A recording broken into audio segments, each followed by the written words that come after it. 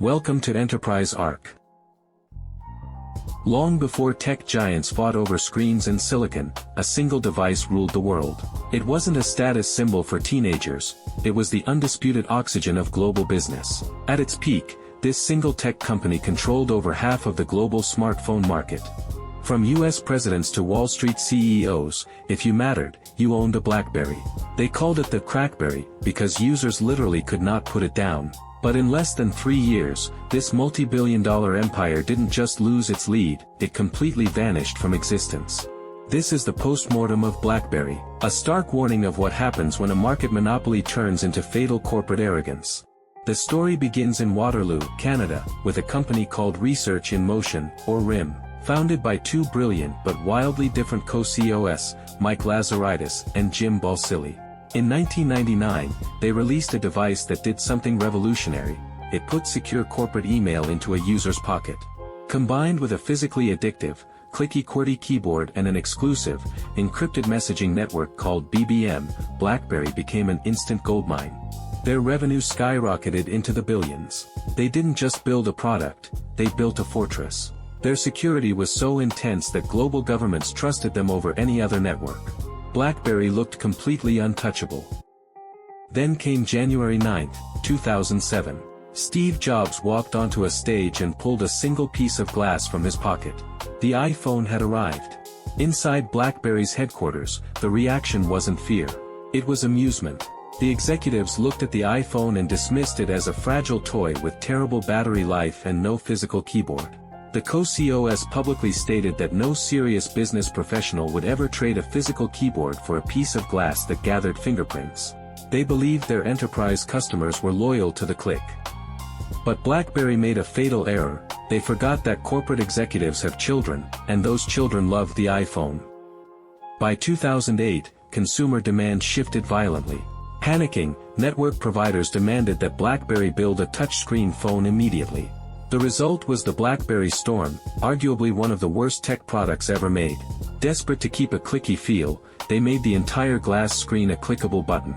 It was laggy, buggy, and glitched constantly. Verizon had to replace millions of defective Storm devices, costing BlackBerry hundreds of millions of dollars and permanently staining their reputation for flawless engineering.